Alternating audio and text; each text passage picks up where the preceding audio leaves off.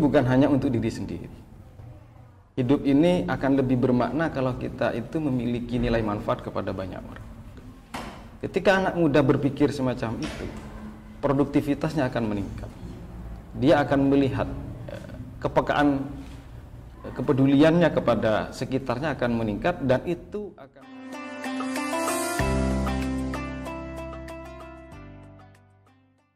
Assalamualaikum warahmatullahi wabarakatuh. Hai sahabat, kembali lagi di acara Kurma Kuliah Ramadan bersama saya dengan Rahayu SJ. Nah, kali ini saya lagi seneng banget karena bisa berdiskusi dengan salah satu dosen favorit saya, Gus Baidi. Selamat sore Gus Baidi. Selamat sore. Nah, terima kasih Gus sudah menyempatkan waktu untuk hadir di sini. Gimana keadaannya sekarang Gus? Sehat? Alhamdulillah sehat. Alhamdulillah. Kita selalu pakai masker. Boleh lepas? Boleh. Ya. Jadi teman-teman, pembahasan kita kali ini adalah sedekah kreatif, berbagi dan menginspirasi. Nah, sebelum itu Gus, saya mau tanya dulu nih dasarnya. Yep. Sedekah itu kalau menurut Gus Baidi apa Gus? Oke, kita mulai dengan ini ya, bahwa sedekah sendiri maknanya apa? Ada 3 makna sebenarnya dari kata sedekah di dalam ajaran Islam. Ada makna yang sangat kecil, yaitu zakat. Khudh min amwalihim shadaqatan. Zakat. Kadang sedekah dengan arti zakat. Ada makna yang kedua yang agak sedikit lebih luas, yaitu adalah mendermakan harta. Fokusnya kepada harta. Infak. Ya ayyuhalladzina amanu anfiqu mimma razaqnakum. Infak, menginfakkan. Banyak dengan makna itu yang kemudian sering kita dengar, sedekah, ayo sedekah amal kan, artinya mendermakan harta. Lalu ada makna yang lain yang sebenarnya yang lebih luas dari kata sedekah itu, yaitu suatu perbuatan baik yang berdampak manfaat kepada orang. Di beberapa catatan hadis riwayat Imam Ahmad misalkan, bahwa menolong orang itu juga termasuk sedekah, melakukan bahkan menghindari suatu keburukan yang menimpa orang, kita tahan, itu juga termasuk sedekah. Jadi tergantung mana makna yang akan kita bicarakan. Jadi sedekah akan memiliki 3 makna yang tadi itu, sempit, sedang, dan makna yang luas. Ya, nah dari ketiga makna itu Gus, sebenarnya kalau kita kaji lebih dalam, apa sih pentingnya sedekah gitu? Yap.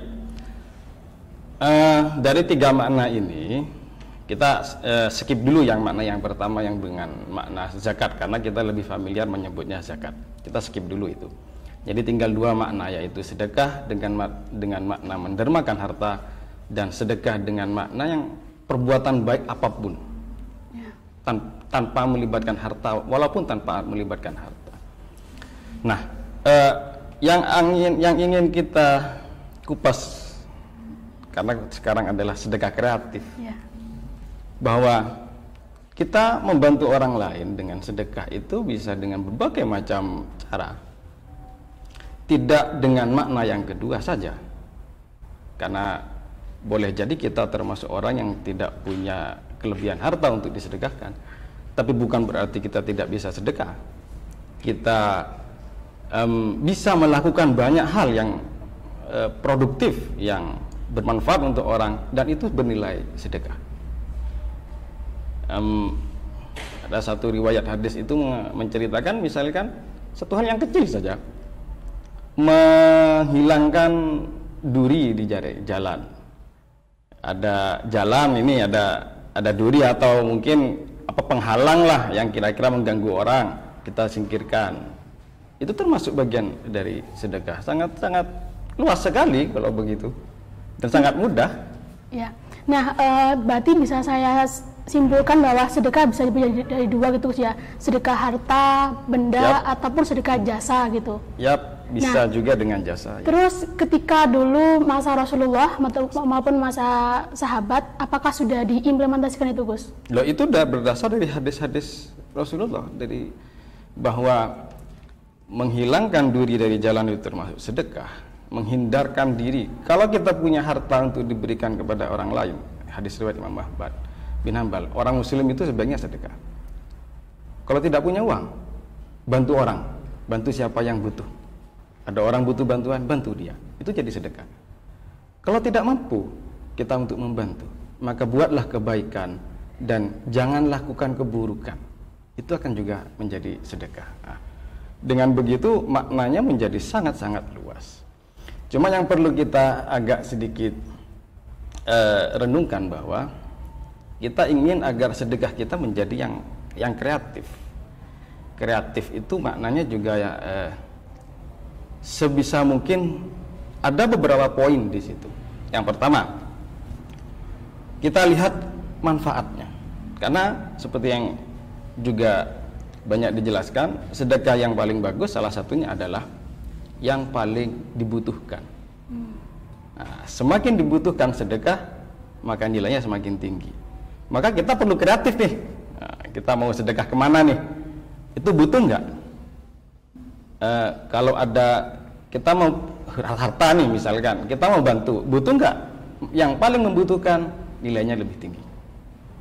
Kita mau sedekah kemana? Kita lebih kreatif lah di situ. Nah, kalau sedekah kreatif kan berarti identik dengan anak muda kreatif gitu. Nah, kira-kira Gus, peran apa yang bisa diberikan untuk anak muda untuk bersedekah secara kreatif gitu? Apalagi sekarang zamannya teknologi yang seperti ini, mungkin dari teknologi atau informasi dan sebagainya gitu, Gus. Dengan makna sedekah yang ketiga, dengan makna sedekah yang sangat luas itu, sangat banyak sekali yang bisa dilakukan oleh anak muda.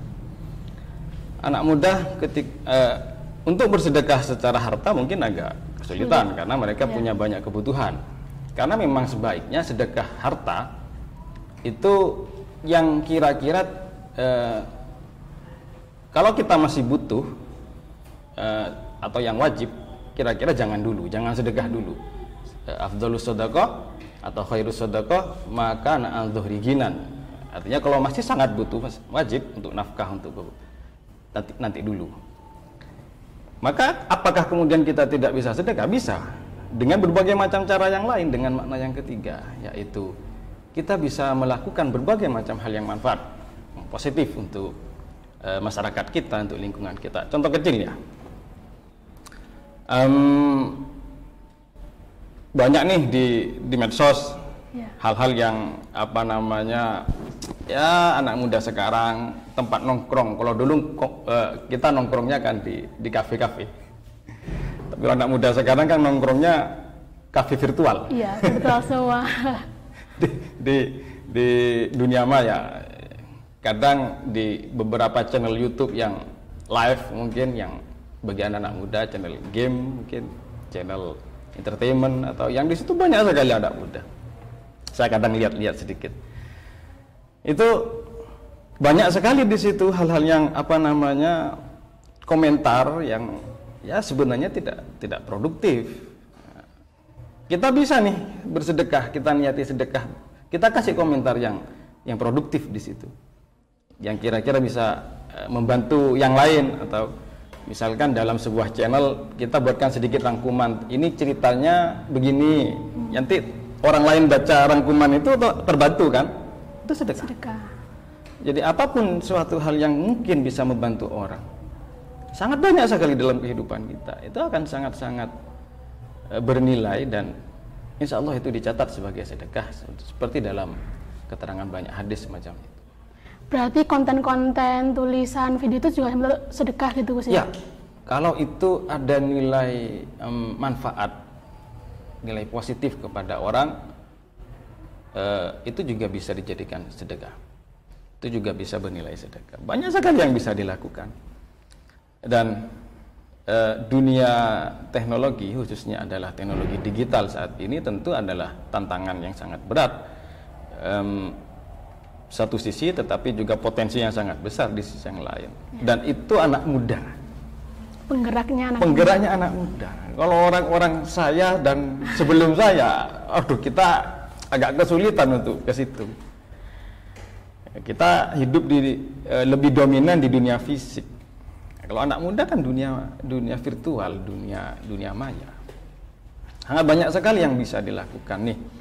berbagi. Mungkin kalau tidak bisa buat aplikasi, mungkin ada banyak aplikasi yang membantu bagi adik-adik mereka meningkatkan kemampuan apa. Banyak sekali aplikasi-aplikasi yang gratis itu yang sangat bermanfaat untuk orang. Kalau kita tidak bisa buat, paling tidak kita nyebarkan yang manfaat-manfaat itu.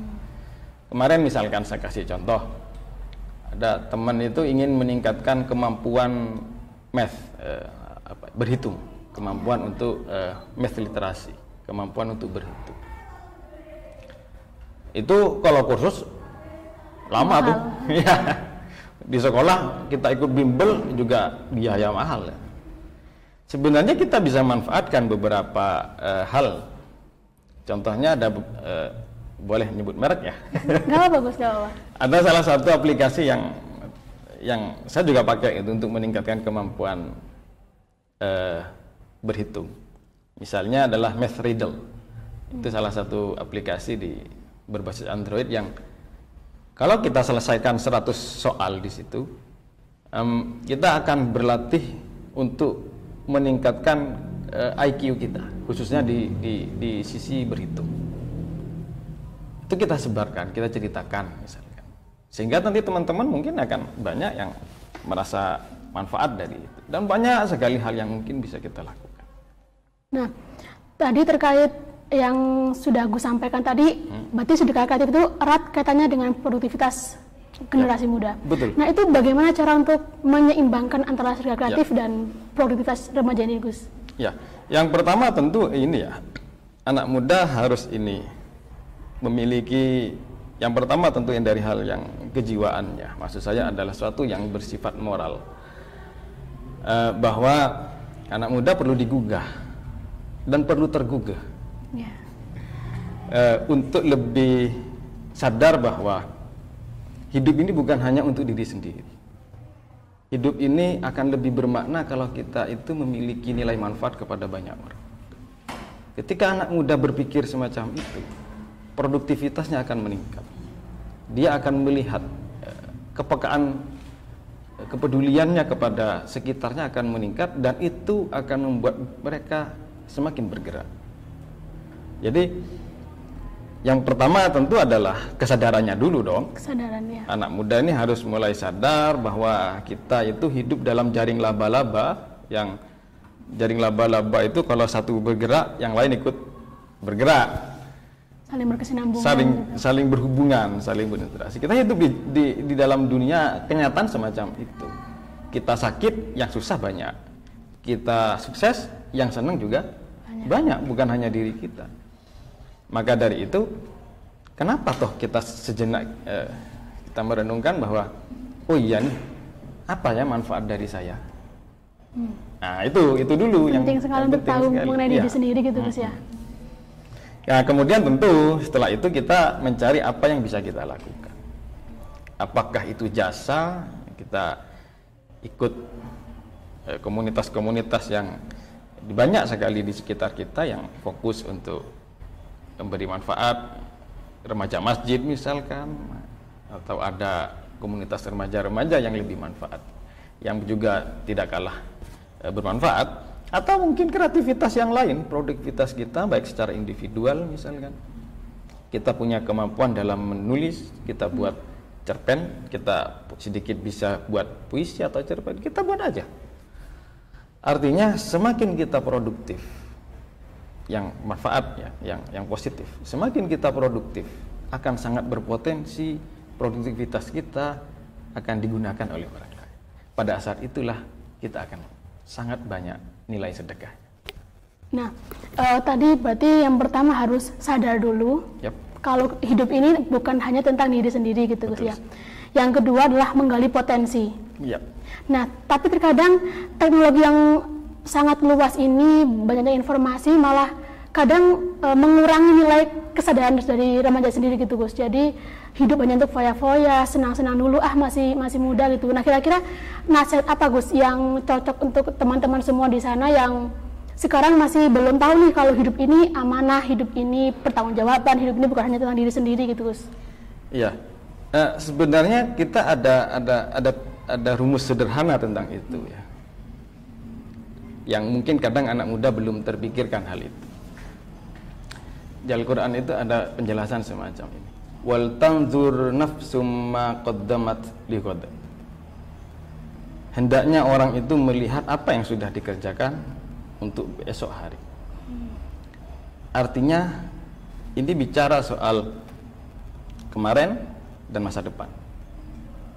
Jadi rumus sederhananya adalah ketika kita ingin lebih memiliki kesadaran diri, jangan hanya lihat hari ini. Kita lihat kemarin siapa kita, dan kita lihat esok kita akan menjadi apa. 3 hal ini, 3 waktu, kemarin, sekarang, dan esok akan membuat kita menjadi lebih mawas diri, lebih dewasa secara pikiran kita akan menjadi lebih dewasa karena kita mikir besok. Ya. Contoh nih, anak-anak remaja, mahasiswa, atau mungkin di level SLTA ya. Mereka mungkin belum pernah terpikir bahwa suatu saat mereka juga akan menjadi ayah, juga akan menjadi ibu. Betul. Mereka juga suatu saat mereka akan menjadi seorang kakek yang tua renta. Belum pernah terpikir atau tidak bahwa mereka juga akan punya anak, yang anak itu akan sangat terpengaruh oleh bagaimana orang tuanya. Nah, kalau itu 1-2 kali saja kita terpikirkan bahwa kita punya masa depan yang sangat mungkin akan terjadi, nah, itu sedikit membuat kita menjadi lebih dewasa.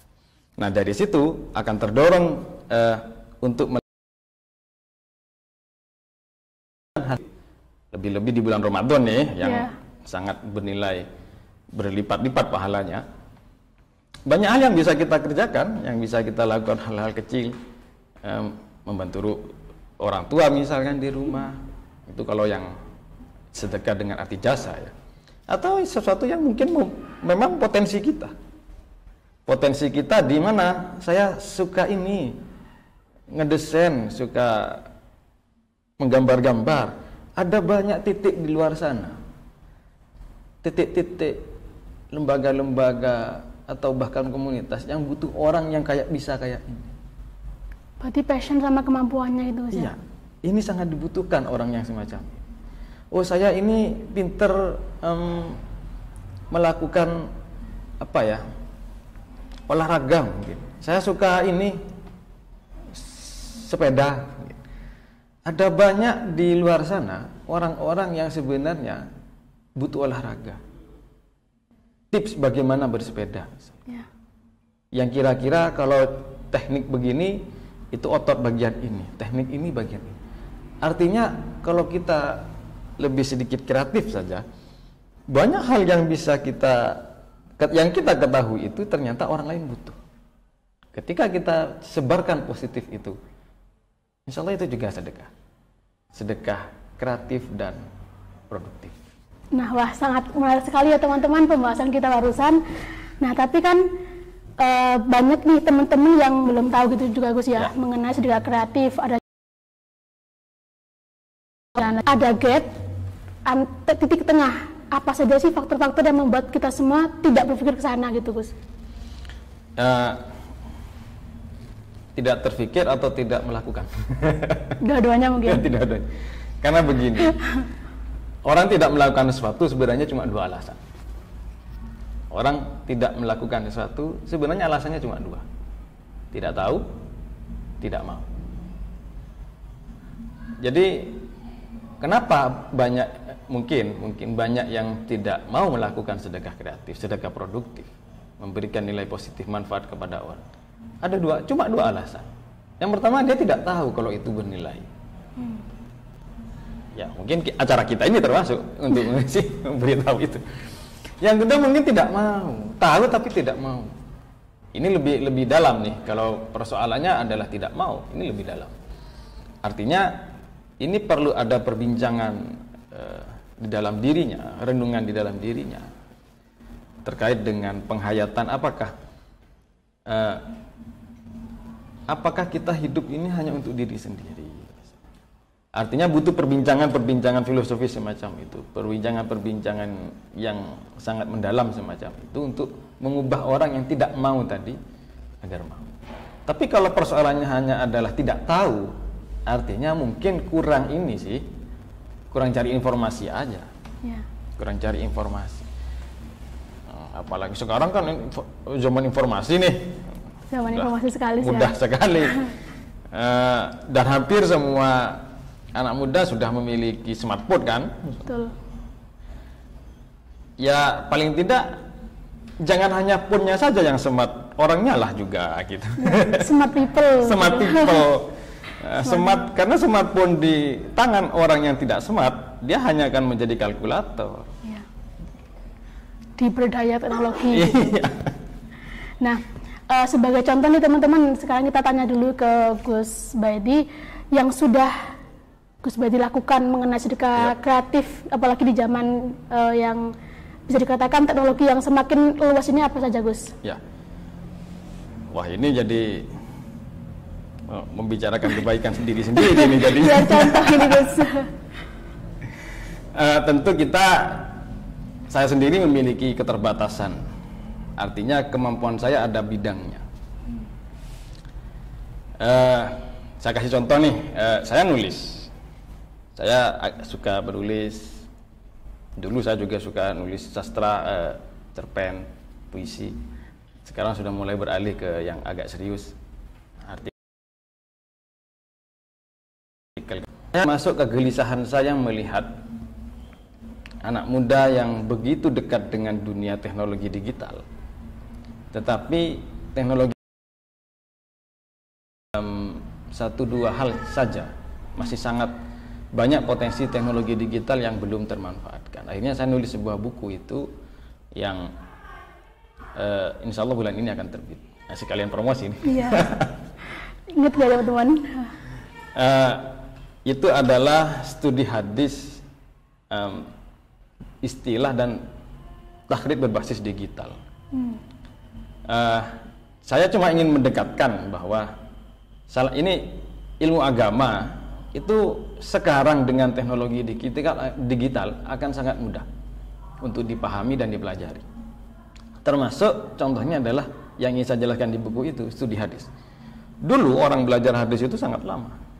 Imam Bukhari itu melakukan perjalanan, kalau tidak salah seingat saya 24 tahun untuk mengumpulkan hadis. Lama sekali. Lama sekali. Lalu semakin lama, semakin mudah, hingga saat ini kita dibantu oleh robot, teknologi, oleh robot, artificial intelligence. Beberapa aplikasi ada, situs atau website atau aplikasi yang di situ menawarkan, dan itu gratis, menawarkan untuk kita menelusuri hadis. Saya bukan ingin bicara, ya memang buku saya tentang studi hadis, tetapi yang ingin saya tekankan adalah dulu disiplin ilmu yang sulit untuk dipelajari, sekarang sangat mudah. Kalau kita sedikit lebih kreatif mencari itu, atau bahkan kita yang lebih produktif, kita yang menyusun, yang membuat, akan jauh sangat bermanfaat. Ya. Misalnya beberapa hal-hal lain yang saya sendiri juga sedang mengupayakan itu. Misalnya nih, saya juga terlibat di bagian dunia kepesantrenan. Pesantren itu ada satu hal yang agak sedikit ya lucu sih kalau saya pikir. Pesantren itu pendidikan, bisa disebut pendidikan paling tua di Indonesia, salah satu pendidikan paling tua. Tapi sampai saat ini belum ada satu orang pun yang bisa menjawab berapa jumlah pesantren.